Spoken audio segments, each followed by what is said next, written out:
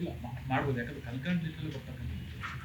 So state government is having a power to amend the provisions of the CRPC, IPC ಅವ್ರ Indian evidence act, ಅಂದರೆ ಈಗಿನ ಭಾರತೀಯ ನ್ಯಾಯ ಸಂಹಿತೆ ಆಗಲಿ, ನಾಗರಿಕ ಸುರಕ್ಷಾ ಸಂಹಿತೆ ಆಗಲಿ, ಯಾಕಂದ್ರೆ ಕನ್ಕರೆಂಟ್ ಲಿಸ್ಟ್ ಆಗಿರೋದು Schedule 7 ಬರುತ್ತೆ. ಲುಕಿಂಗ್ ಟು ದ ಅಲ್ಲಿ ಈಗ ಪ್ರಾದೇಶಿಕತೆ ನೋಡಿಕೊಂಡು ಅಲ್ಲಿದ್ದ ವಾಂಟ್ ನೋಡ್ಕೊಂಡು ಮಾಡತಕ್ಕಂಥ ಅವಕಾಶ. ಇನ್ಫ್ಯಾಕ್ಟ್ ಹಿಂದಿನ ಆ್ಯಕ್ಟಲ್ಲಿ ಹಂಡ್ರೆಡ್ಸ್ ಆಫ್ ಅಮೆಂಡ್ಮೆಂಟ್ಸ್ ಇದೆ. ಓಕೆ, ಹಂಡ್ರೆಡ್ಸ್ ಆಫ್ ಅಮೆಂಡ್ಮೆಂಟ್ಸ್ ಇದೆ. ಸೊ ಅಮೆಂಡ್ಮೆಂಟ್ಸ್ ಆಗ್ತಾನೆ ಇರ್ತದೆ, ಯಾಕಂದರೆ ಹೊಸ ಹೊಸ ಕಾನೂನು, ಹೊಸ ಹೊಸ ಅಪರಾಧಗಳು ಸಹ ಮುಂದೆ ಬರ್ತಾ ಇದೆ. ಇನ್ಫ್ಯಾಕ್ಟ್ ಈಗ cyber crime is major, almost 25-30% cases ಈಗ ಸೈಬರ್ ಕ್ರೈಮ್ ರಿಲೇಟೆಡ್ ಇದೆ ಈಗ. ಸೊ ಅದರಿಂದ ಈಗ ಮೋರ್ ಫೋಕಸ್ ಟುವರ್ಡ್ಸ್ ದಟ್ ಇದೆ. ಹಿಂದೆ ನೋಡಿದ್ರೆ ನಾವು ಇಂಡಿಯನ್ IT ಆ್ಯಕ್ಟ್ ನೋಡಿದ್ರೆ ಅದರಲ್ಲಿ ಎಲ್ಲ ಕಾಗ್ನೈಸಬಲ್ ಅಫೆನ್ಸ್ ಇದ್ರೂ ಸಹ ಎಲ್ಲ ಬೇಲಬಲ್ ಕೇಸಸ್ ಇದೆ. ಓಕೆ, ಅದು ಬಹಳಷ್ಟು ಅಮೆಂಡ್ಮೆಂಟ್ಸ್ ಆಗಬೇಕಾಗುತ್ತೆ ಅದರಲ್ಲೆಲ್ಲ. So it is A dynamic process ಅಂತ ಹೇಳ್ಬೋದು.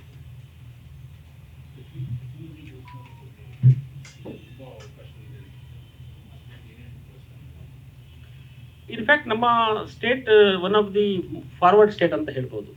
ಯಾಕಂದರೆ ಇದರಲ್ಲಿ ಏನು ಒಂದು ಎಕ್ಸ್ಪರ್ಟ್ಸ್ ವಿಸಿಟ್ ಮಾಡಬೇಕು ಅಂತ ಇದೆ, ಸೀನ್ ಆಫ್ ಅಫೆನ್ಸ್ಗೆ ಎಕ್ಸ್ಪರ್ಟ್ಸ್ ವಿಸಿಟ್ ಮಾಡಬೇಕು ಅಂತ ಏನಿದೆ, ಅದು ಆಲ್ರೆಡಿ ನಮ್ಮ 2 ವರ್ಷ ಹಿಂದೆಯೇ ನಾವು ಸೋಕೋ ಆಫೀಸರ್ಸ್ ಅಂತ ಒಂದು ಹೊಸ ಒಂದು ಶ್ರೇಣಿಯ ಅಧಿಕಾರಿಗಳನ್ನು ಈಗ ಆಲ್ರೆಡಿ ನೇಮಿಸಿದ್ದೀವಿ. In fact scene of crime officers ಅಂತ, SOCO scene of crime officers ಅಂತ ಈಗ ಆಲ್ರೆಡಿ 206 ಜನ ನಮ್ಮ ಹತ್ರ ಇದ್ದಾರೆ.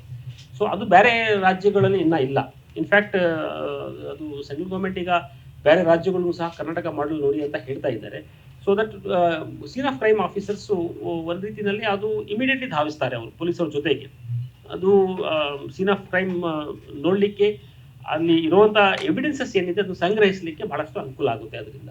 ಸೊ ಒನ್ ಆಫ್ ದಿ ಏನು ಇಂಪಾರ್ಟೆಂಟ್ ಬದಲಾವಣೆ ಏನಾಗಿದೆ ಹೊಸ CRPC ಅಂದರೆ BNSSನಲ್ಲಿ, ಅದರದ ಮೇಜರ್ ಏನು ಅಂಶ ಏನಿದೆ, ನಾವು ಆಲ್ರೆಡಿ ಅದು ಸಂಪೂರ್ಣವಾಗಿ ನಾವು ಫುಲ್ಫಿಲ್ ಮಾಡಿದ್ದೀವಿ.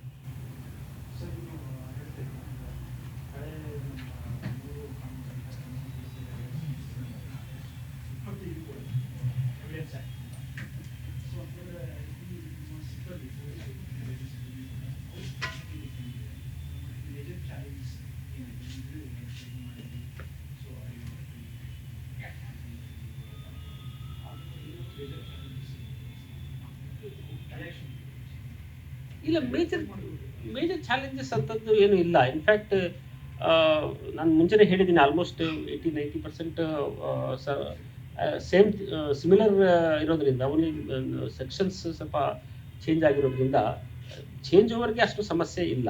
And more over certain things, time limits ಅಂತ ಏನಿದೆ, ಅದು ಟೈಮ್ ಲಿಮಿಟ್ಸ್ ನಾವು ಅಡಾಪ್ಟ್ ಮಾಡಬೇಕಾಗಿದೆ. ನಾವು ಈಗ ಟೈಮ್ ಲಿಮಿಟ್ಸ್ ಇದು ಚಾರ್ಜ್ ಶೀಟ್ ಮಾಡೋದಕ್ಕೆ ಮತ್ತು ಇನ್ವೆಸ್ಟಿಗೇಷನ್ ಕಂಪ್ಲೀಟ್ ಮಾಡೋದಕ್ಕೋಸ್ಕರ ಟೈಮ್ ಲಿಮಿಟ್ಸ್ ಇದೆ. ನಮಗಿಂತ ಜಾಸ್ತಿ ಇವನ್ ಕೋರ್ಟ್ಸಲ್ಲೂ ಸಹ ಈಗ ಟೈಮ್ ಲಿಮಿಟ್ಸ್ ಕೊಟ್ಟಿದ್ದಾರೆ.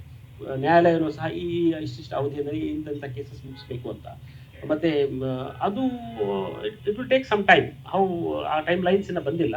ಆ ಟೈಮ್ ಲೈನ್ಸ್ ಬಂದಾಗ ನಮಗೆ ಗೊತ್ತಾಗುತ್ತೆ. ಇನ್ಫ್ಯಾಕ್ಟ್ ಇದ್ರ ಹಿಂದೆನೇ ನಮಗೆ ಈಗ ಪೋಕ್ಸೋ ಆ್ಯಕ್ಟ್ ಇತ್ತು ನಮ್ಮಲ್ಲಿ, ಅದರಲ್ಲಿ 60 ಡೇಸ್ ಒಳಗೆ ನಾವು ಚಾರ್ಜ್ ಶೀಟ್ ಮಾಡಬೇಕು ಅಂತ ಮ್ಯಾಂಡೇಟ್ರಿ ಇತ್ತು. ಮತ್ತು SC/ST ಪ್ರಿವೆನ್ಷನ್ ಆಫ್ ಅಟ್ರಾಸಿಟಿ ಆ್ಯಕ್ಟಲ್ಲೂ ಸಹ 60 ಡೇಸ್ ಒಳಗಡೆ ನಾವು ಚಾರ್ಜ್ ಶೀಟ್ ಮಾಡಬೇಕು ಅಂತ ಆಲ್ರೆಡಿ ನಾವು ಹಿಂದೆ ಬಹಳಷ್ಟು ಕೇಸಸ್ ಈಗ ಮಾಡಿದ್ದೀವಿ. ಆಲ್ರೆಡಿ 60 ಡೇಸ್ ಒಳಗಡೆ ಮಾಡ್ತಾ ಇದ್ದೀವಿ. ಇನ್ಫ್ಯಾಕ್ಟ್ 60 ಡೇಸ್ ಒಳಗಡೆ ನಾವು ಚಾರ್ಜ್ ಶೀಟು ಮಾಡ್ತಾ ಇದ್ದೀವಿ, ಮತ್ತು ಅಥವಾ ಫೈನಲ್ ರಿಪೋರ್ಟ್ ಕೊಡ್ತಾ ಇದ್ದೀವಿ, ಮತ್ತು ಏನಾಗಿದೆ ಅನ್ನೂ ಸಹ ವಿಕ್ಟಿಮ್ಗೂ ಸಹ ತಿಳಿಸ್ತಾ ಇದ್ದೀವಿ ಈಗ. ಸೊ ಅದರಿಂದ ಬದಲಾವಣೆಗೆ ನಮಗೆ ಸೋಫಾರ್ ಯಾವುದೂ ಅಡಚಣೆ ಇಲ್ಲ.